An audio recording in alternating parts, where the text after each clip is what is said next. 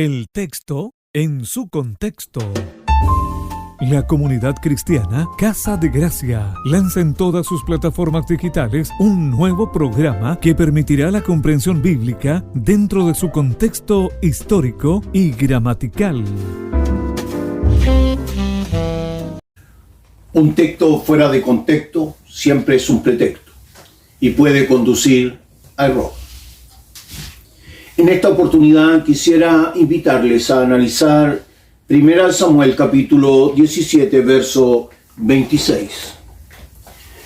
Me atrevería a decir que es una de las historias más conocidas por el mundo evangélico.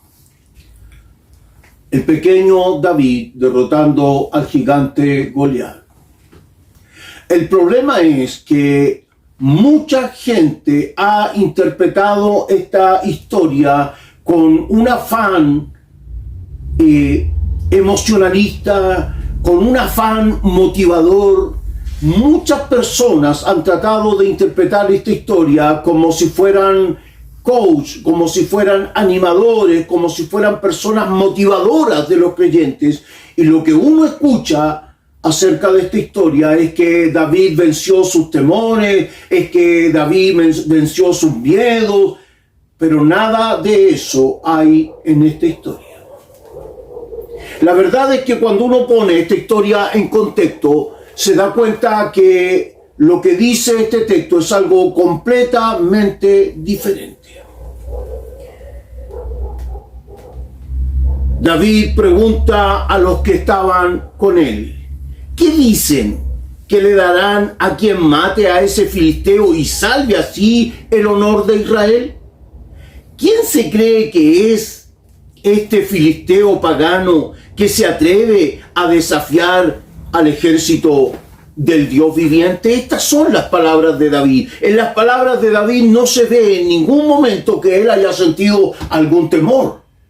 En las palabras de David no se ve reflejado algún miedo interno o algún daño por algún fracaso de la vida o alguna especie de temor provocado por un trauma del pasado. De ninguna manera. David está preocupado por el honor del pueblo de Dios, porque Israel tiene a un Dios que es el general de los ejércitos celestiales.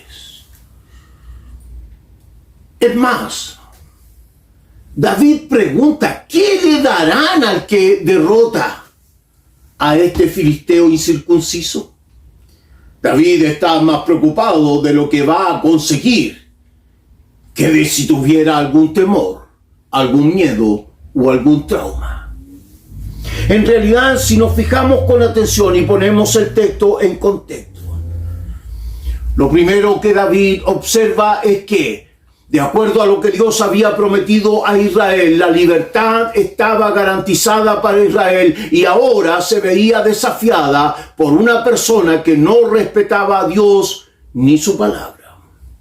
Fíjese que en el verso 37 podemos ver que no se trata de fuerza ni de estrategia, mucho menos de vencer temores. Se trata de una persona que durante su corta vida como pastor de ovejas había experimentado y sabía reconocer que en todas las batallas Dios lo había hecho victorioso.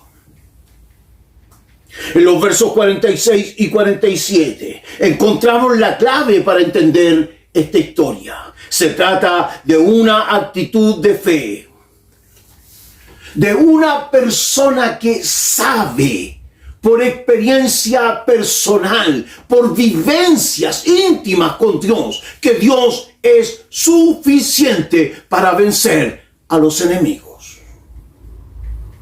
Esta historia no enseña que debemos enfrentar nuestros temores, que debemos vencer nuestros traumas. Tampoco habla de hombres o mujeres de superfe, ni de que si proclamamos algo o lo declaramos, tiene que ocurrir.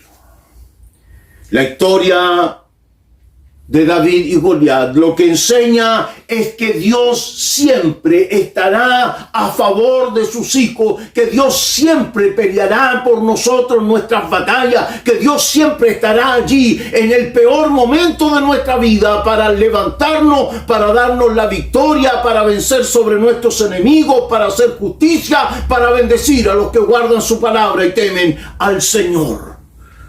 Fíjese cómo se expresa David. Si usted va a 1 Samuel 17, 34 y 36, David ha dicho al ejército de Israel: yo cuando era pastor y venía el oso o el león, lo derrotaba con la ayuda de Jehová.